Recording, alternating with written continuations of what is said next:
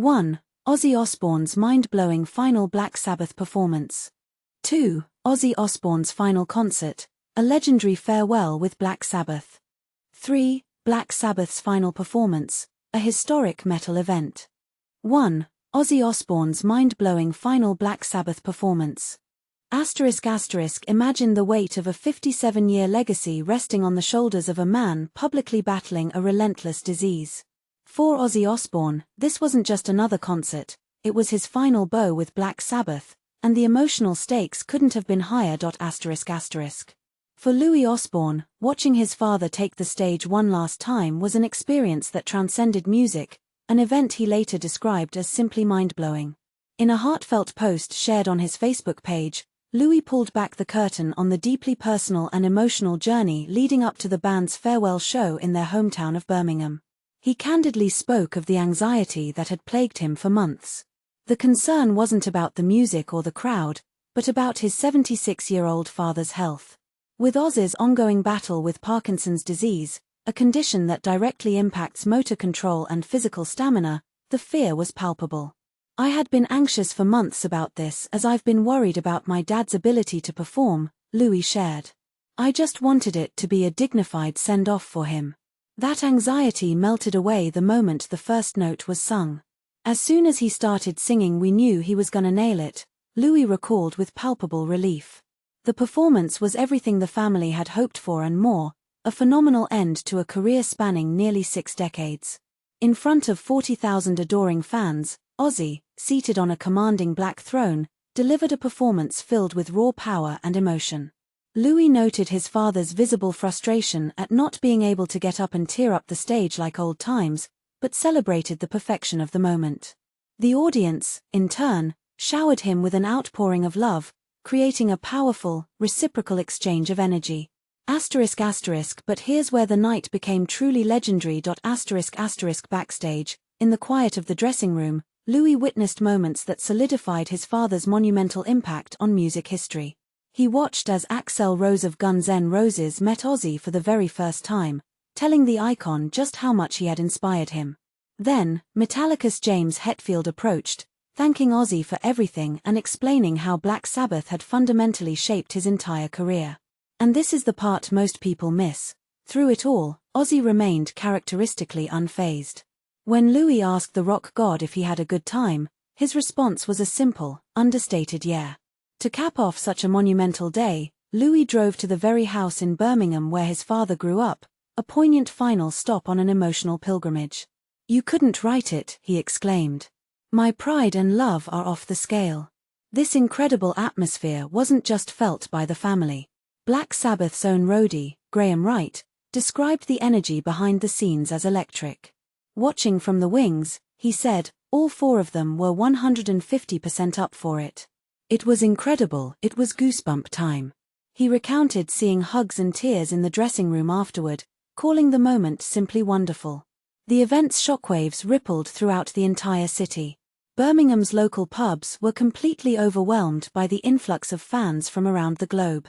David Longmate, owner of the famous rock bar Subside, called the weekend mental, stating it was the busiest in the establishment's 18-year history. They were forced to implement a one-in, one-out policy and even ran out of draft beer. Similarly, the Flapper, another beloved rock pub, had to turn customers away after hitting capacity for their live stream of the concert. Manager Sam Campbell celebrated the immaculate vibes and the spotlight the event shone on Birmingham's vibrant independent music scene. It was more than a concert, it was a citywide coronation for the godfathers of heavy metal.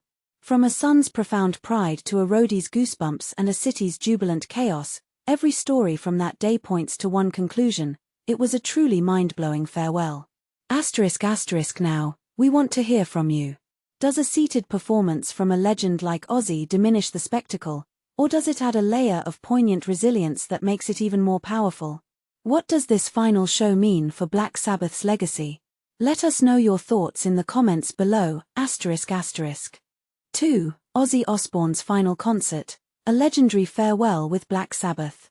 A legendary era in rock music has come to a dramatic close. Ozzy Osbourne, the Prince of Darkness himself, has taken his final bow on stage. But here's where it gets emotional. this wasn't just any farewell. It was a star-studded, marathon event that brought together some of the biggest names in music, and it's already sparking debate among fans about what this means for the future of heavy metal. On Saturday night, 76-year-old Ozzy Osbourne reunited with his iconic Black Sabbath bandmates, Geezer Butler, Tony Iommi, and Bill Ward for one last electrifying performance at the Back to the Beginning farewell concert in Birmingham, England. Hosted by none other than Jason Momoa, the event stretched over 10 hours and featured powerhouse acts like Metallica, Guns N' Roses, Jack Black, and Steven Tyler, among others. If you're wondering how epic it was, imagine a festival where rock legends and modern icons share the same stage, all paying tribute to a man who helped define a genre. And this is the part most people miss. The concert wasn't just about nostalgia. It was a celebration of Ozzy's resilience and influence, even as he faces serious health challenges. At one unforgettable moment, a trio of world-famous drummers, Danny Carey from Tool, Chad Smith from Red Hot Chili Peppers, and Travis Barker of Blink-182, engaged in a high-energy drum battle while covering Black Sabbath's classic Symptom of the Universe. Adding to the emotional weight, music legends like Dolly Parton, Elton John, Billy Idol, and Jonathan Davis sent heartfelt video messages, expressing gratitude for the inspiration Ozzy and Black Sabbath have provided over the decades. These tributes underscored just how far-reaching Ozzy's impact has been, not just in heavy metal, but across the entire music industry. For the grand finale, Ozzy was dramatically lifted onto the stage seated on a black throne adorned with skulls and topped with a black bat, a nod to his infamous stage persona. Despite remaining seated throughout, he delivered powerful renditions of fan favorites like Crazy Train and Mama I'm Coming Home. The visual was striking, a rock titan, visibly frail but undiminished in spirit, giving everything to his fans one last time. During the show, Ozzy addressed the crowd with raw honesty. "It's so good to be on this stage. You have no idea how I feel.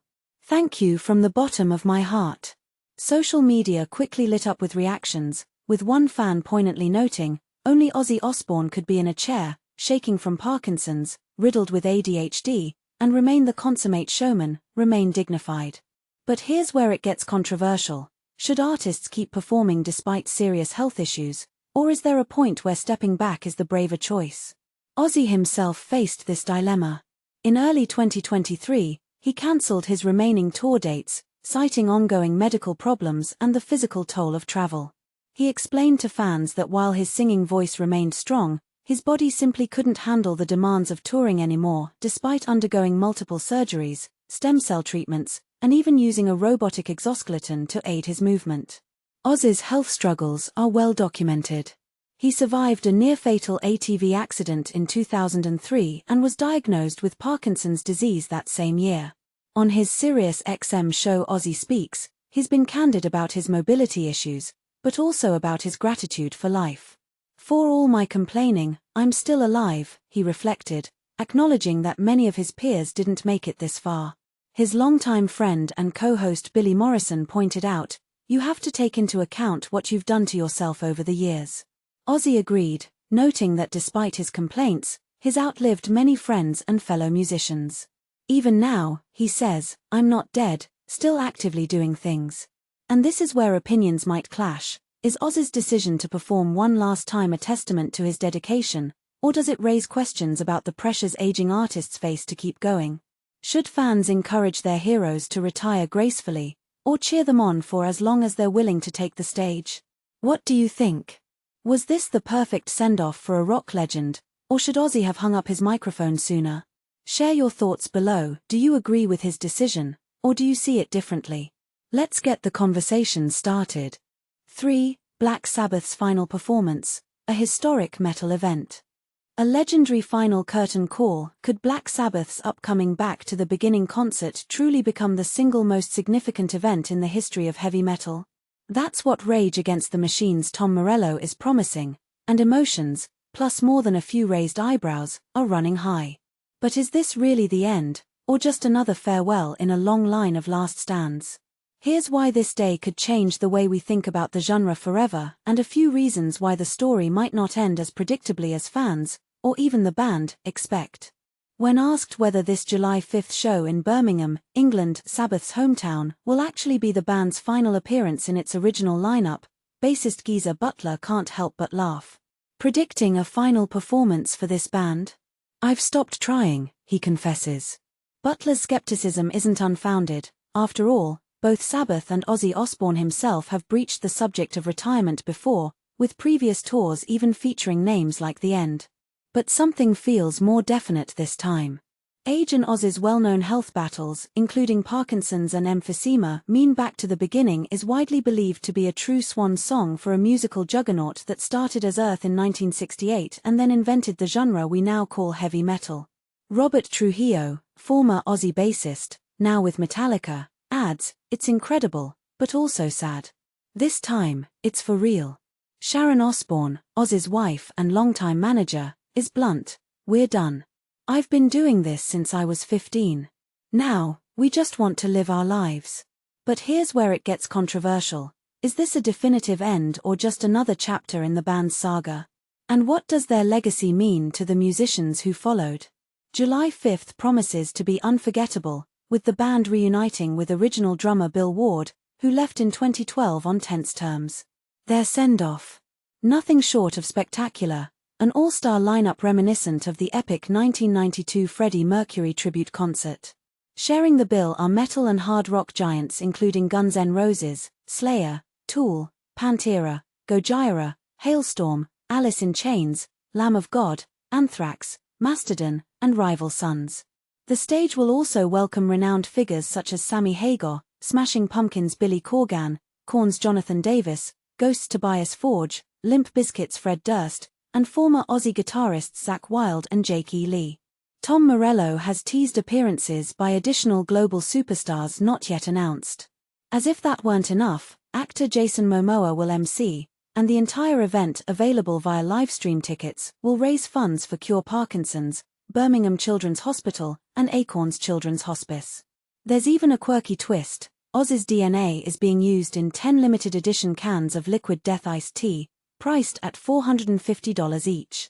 Morello, serving as musical director, calls the concert the greatest and most important day heavy metal has ever seen, estimating a 10-hour extravaganza. No dull moments, he promises, with rare footage and countless surprises lurking for fans. So what makes this occasion resonate so deeply? Butler reflects on the surge of support from fellow bands, noting, "We were often dismissed by critics, but fans and musicians always appreciated us. Their love is overwhelming, especially since so many are playing for charity." The concert's origins are also rooted in unfinished business. Sharon Osbourne reveals the idea was born from Ozzy's regret at not being able to finish his 2018 retirement tour. Ozzy wanted a real chance to thank his fans. That's what this is, a celebration of Ozzy, Sabbath, and the music. Organizing such a monumental event was no small feat, Morello says, balancing who would play, what songs, and the running order.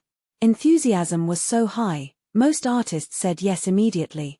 Still, a few, like Wolfgang Van Halen and the Scorpions, had to bow out due to tough scheduling. And this is the part most people miss. Sharon Osbourne admits one band was actually dropped from the lineup for insisting on making a profit from the charity event, a move she promises will shock fans once revealed. The original lineup's reunion was non-negotiable, Butler confirms, all four of us, or not at all. Otherwise, there's no point. Just last week, Birmingham honored the band with Freedom of the City medals, a hometown salute to global legends. Morello underlines Bill Ward's presence as critical. He played on the records that birthed heavy metal.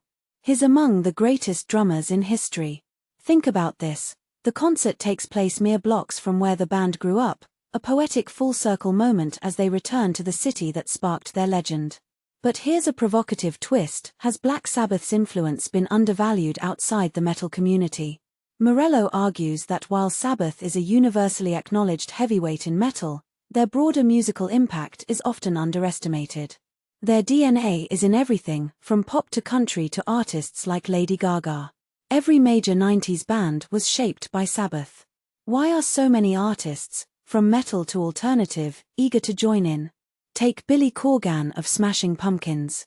Despite past friction as his band's manager, Corgan says, "We've made peace."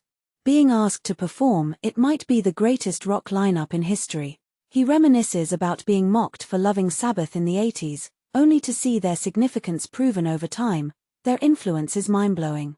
Tool's Maynard James Keenan shares a similar story of discovery, crediting a cool aunt and a weekend with Black Sabbath's debut as a life-changing moment. He experienced Ozzy's solo work as a revelation, noting, "Back then, without the internet, you never knew what was coming. Blizzard of Oz just appeared, amazing." Keenan's feelings about the final show are bittersweet. You want them to go on forever, but it's an honor to help send them off. Hailstorm's LZZY Hale, the only woman on the bill, discovered Sabbath in her early teens, tracing Ronnie James Dio-era albums back to the Ozzy classics. She credits the band for shaping her musical identity, noting, "My name is spelled LZZY because of Ozzy." Representing women in metal, Hale says, "Rock isn't about gender. If you want to be a lifer like Sabbath, you break the rules and defy adversity. We're all Sabbath's children." Slayer's Kerry King was a latecomer, first connecting through the